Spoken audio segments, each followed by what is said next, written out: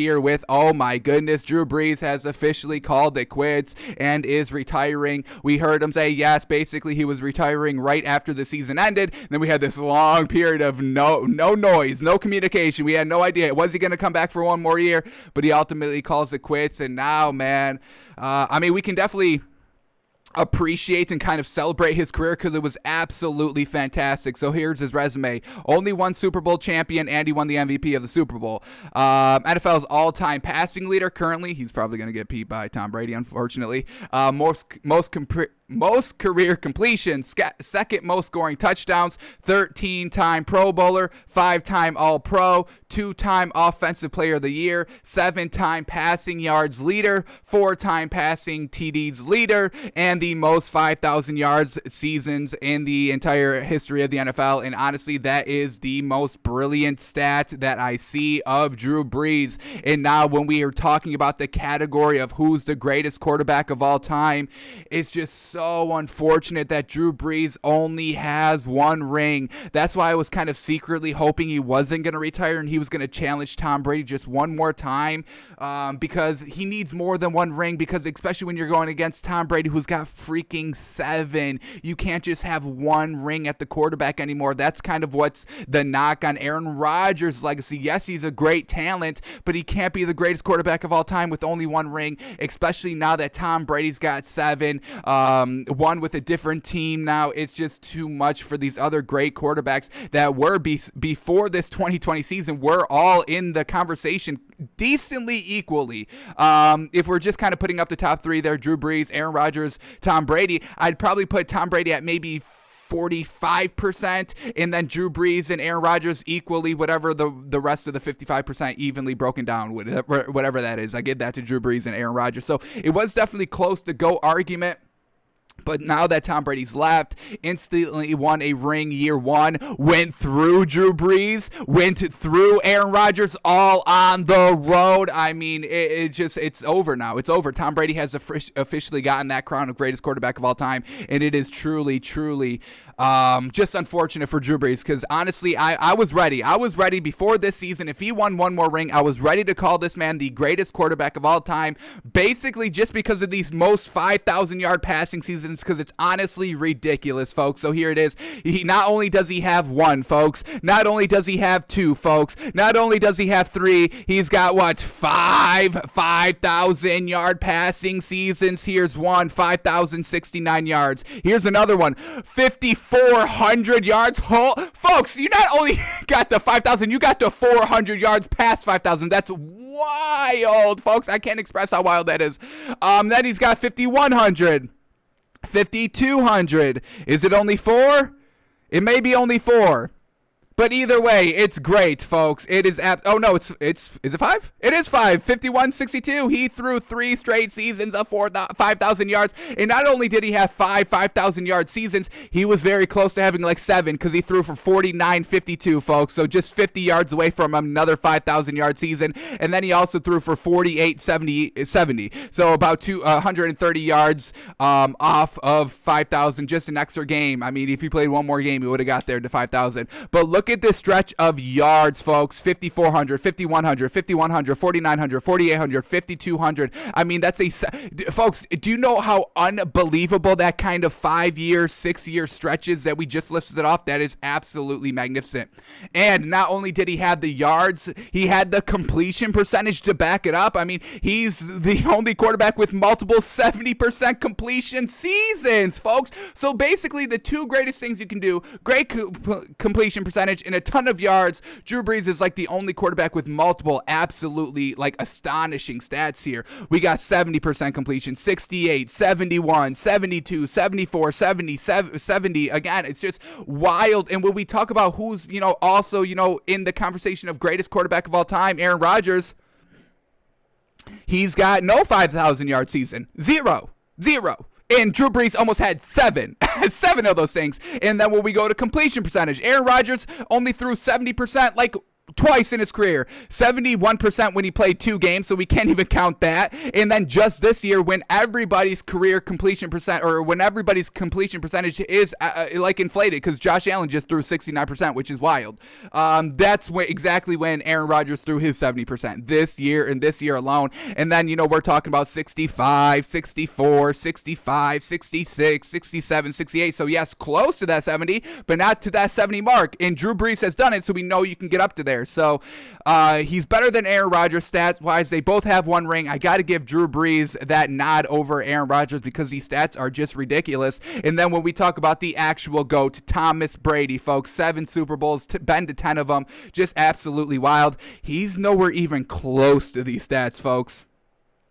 He threw for his highest season passing was 4,800 yards. Never got to 5,000. Got to 4,000 a lot. Got to 4,800. Oh, he did get to 5,000 once. All right, 2011. Yes, sir. All right, 5,200 yards. Fantastic. So he did get to 5,000 yards once. All right, that's good. Got to 4,800 yards a couple of times.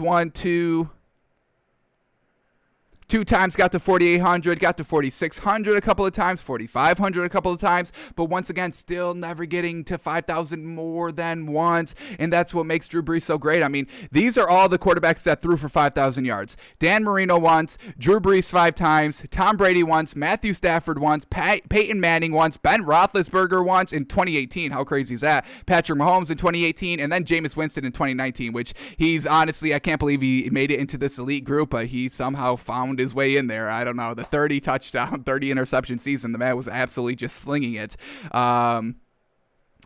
So, yeah, absolutely fantastic by Drew Brees. And then, once again, the completion percentage by Tom Brady, he never got to 70. He didn't even get to close to 70 this season with everybody inflated with the completion percentage. His highest he ever threw for was 68%. And then we're just kind of mediocre, 65, 66, 67, 64, 64, 60, 63, 65, 60, 65, 66. So, he's never gotten to 70. He's always hovered around about 65, 67% completion percentage. So Drew Brees has the statistics to be the greatest quarterback of all time. Just truly unfortunate. He just couldn't get it done in the playoffs. Multiple interceptions that really killed him. When we just look at Drew Brees by the postseason, I mean, look at some of these losses here. Losing 20-17 because he threw an interception. I mean, once again, great completion percentage his first kind of playoff game, but that interception, you cannot be throwing interceptions in the playoffs because you're going to lose. Usually games are close in the playoffs. You have one mistake, one turnover. That just gives the other team that one extra possession they needed. They won by 3, or Drew Brees lost by 3 this playoff game. He threw an interception. That's correlation right there. All right, then 2006, they got blown out here, but he also threw an interception. And here we go, the Super Bowl run, no interceptions thrown. He had a 71% completion percentage game and an 82% completion percentage game in that playoff run that got to the Super Bowl win, his lone Super Bowl win, but he did not throw a pick there. So if he's clutch, he can win his title, but he was just never clutch in the playoffs besides that one playoff run. And then once again, he didn't kind of benefit from a good defense because he put up 2 touchdowns and 400 yards in 2010 in their playoff run, but then lost first round to Seattle because they gave up 41 points. So he just wasn't clutch or never had, the backup defense, where Tom Brady, he was always clutch and always had the great backup defense just in case he couldn't score a lot of points, a la the Rams Super Bowl where it was like 10-7. That was the final score.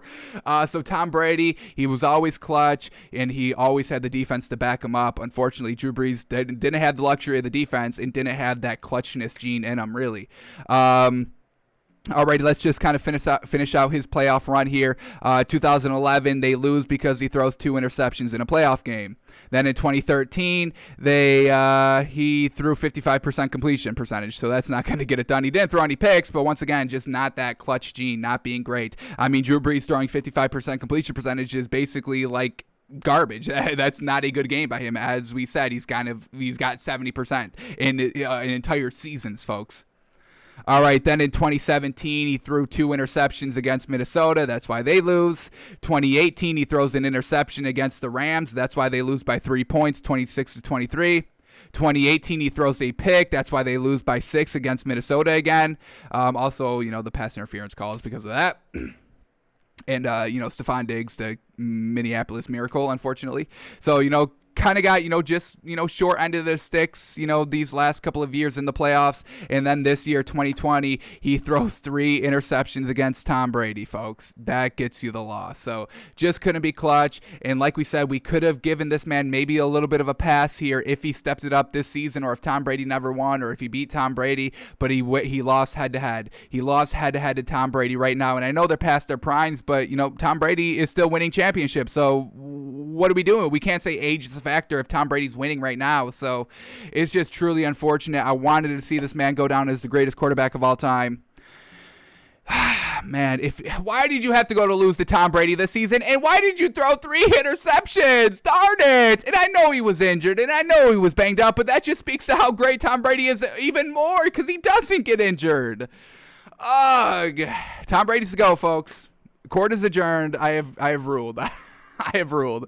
It makes me upset, man. I wanted Drew Brees to be the greatest of all time, but it can't happen. It cannot happen now. It cannot happen now. They went head-to-head this season. It's it. It's over. It's done. They were never in the same division. Tom Brady always in the AFC. Drew Brees, Aaron Rodgers always in the NFC. And now Tom Brady switches over one season and instantly beats them. I mean, you cannot give them the greatest quarterback of all time now. It's unfortunate. It's unfortunate, but I think that's the reality we have to live in, unfortunately.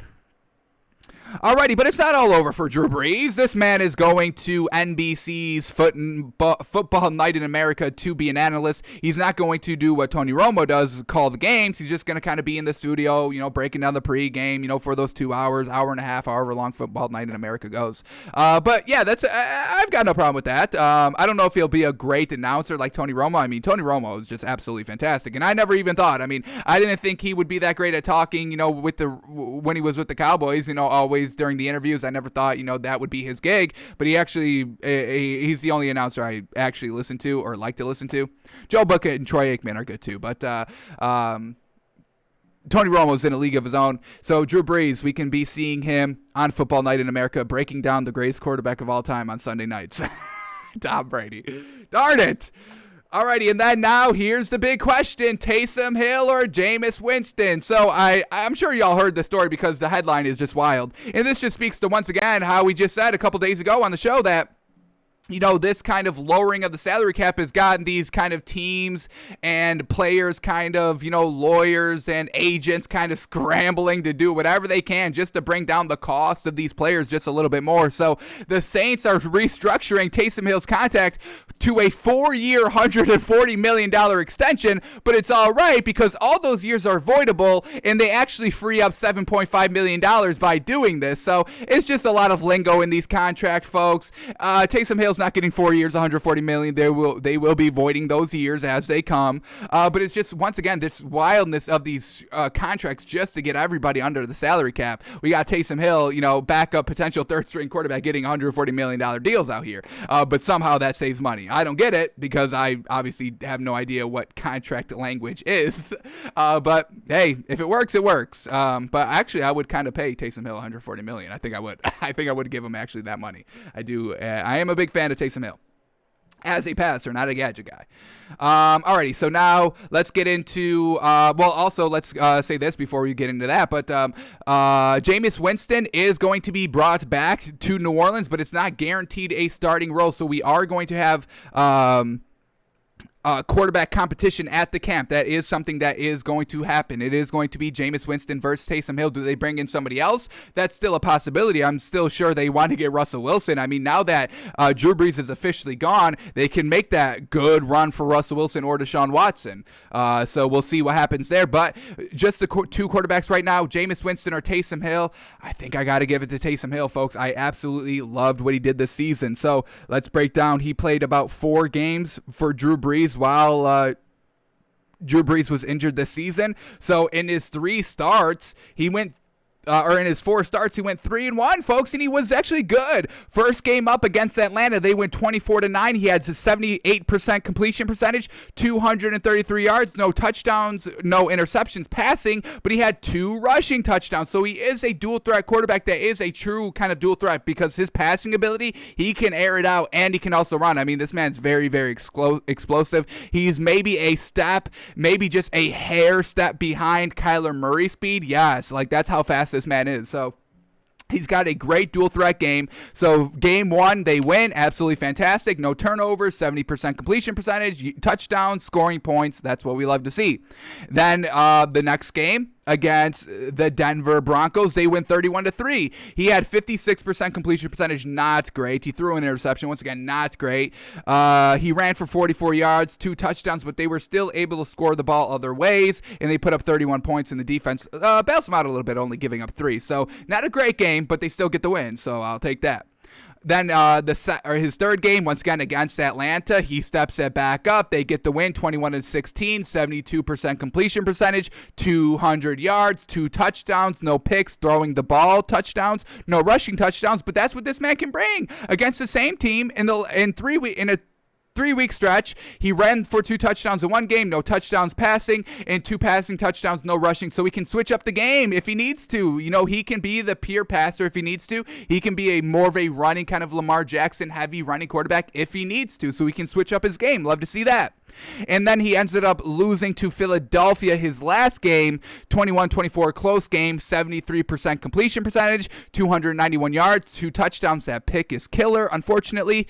And then he also ran for, how many rushing yards do you have? 33 rushing yards. So once again, not bad there. Unfortunately, he just threw that interception. But I mean, we can clean up clutchness. We can clean that up once this man played week 10. I mean, folks, you can't just stick, other quarterbacks in at week 10. That's why Tua, still did decent, but didn't, make the playoffs, unfortunately. And that's why Jalen Hurts, once again, played great, but didn't have a great record because this man's coming, 12, 11, 10, 13 weeks into the season where everybody else is basically, at their maximum potential since they've been playing the entire season. So I love what Taysom Hill did this season. The completion percentage is there. The yards are there. The dual threat ability is there. Those interceptions, they do need to come down just a little bit. But overall, it's some good success here.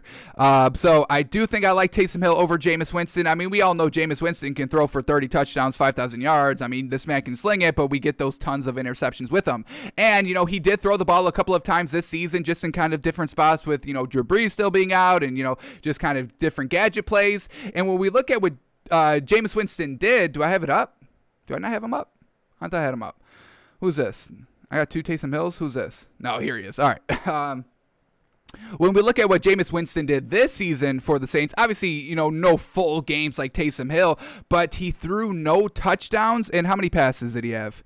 He had 11 attempts. So I know it's very small sample size, no touchdowns, no interceptions, which is great, but I think he was a little afraid to throw an interception because I think he thinks as soon as he throws that first interception, the Saints are going to be like, all right, we're done with you because you obviously haven't learned. I think Jameis Winston is thinking to himself, I cannot throw any more interceptions. As soon as I throw one, the stigma's back on me, and I think that's affecting his throwing ability just a little bit. That's why he's not airing it out, and that's great that he's not airing it out and kind of being careless with the ball, but I don't know if he can get that great in-between balance. I think Taysom Hill is a little bit more of a fresher start, a little bit of a cleaner slate, so I think we got to go with Taysom Hill here, but we'll see what happens. We'll see who they choose, and we'll see if they get Russell Wilson, because that's still a big old possibility. And I still don't know if Jameis Winston learned from Drew Brees' speech. I mean, we get Jameis Winston's infamous, let's go out and eat a W, that motivated absolutely nobody, turned him into kind of a clown. And then we get this right here. We're not going to play the sound, but Drew Brees breaking down a huddle. Oh my goodness, I get chills almost every time. You can show me any huddle breakdown of Drew Brees before the game, and I will probably get chills watching it because this man, he knows how to be a leader. He knows what it takes. He knows how to get everybody motivated. The players that aren't playing, they're in this huddle. They're ready to rock. Everybody. I mean, do you all see everybody in this huddle? They are all breaking it down. When Jameis Winston was giving his "Let's eat a W" speech, everybody was looking at each other like, can y'all believe this clown? This man literally is eating his fingers and is saying that we're gonna eat a W. That's not getting grown men fired up. That might get, modified JV players. Oh yeah, let's eat that W. Oh yeah, coach is eating the W. Yeah, no, that does not get grown men fired up. All right, so Jameis Winston, don't know if he learned from that. Drew Brees, that was the one thing we wanted Jameis Winston to take away from playing with Drew Brees. Learn how to be a true leader.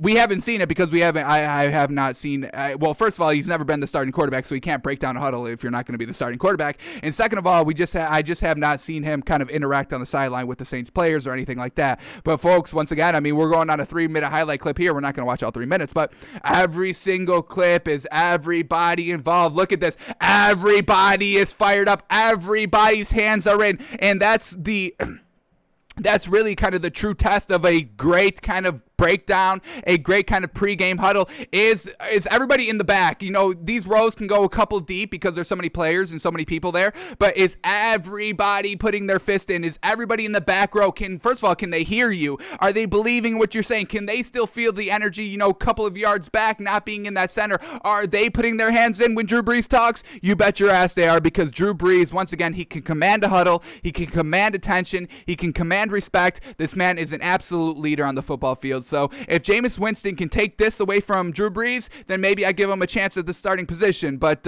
we'll see what happens. I mean, honestly, this Saints offseason is going to be great because I think they do have some great, you know, potential here at quarterback. I think Jameis Winston can be a great backup, or Taysom Hill can be a great backup. Whoever does get the starting job, I think they do still have decent success. I just think Taysom Hill brings a little bit more to your offense because Jameis Winston is really not a dual threat quarterback. He's got the arm. Nobody's doubting that. I mean, when you put up 30 touchdowns and 30 interceptions, we know you can sling the ball with 5,000 yards. We know you can sling the ball, but can you be kind of, you know, can you win the games? Can you be the leader? And that's just the one blind spot we have on Jameis Winston. So we'll see who the Saints actually pursue as their guy. But I honestly think it's going to be a flip of a coin. And like we said, it is going to be a competition, but I think I give the edge to Taysom Hill.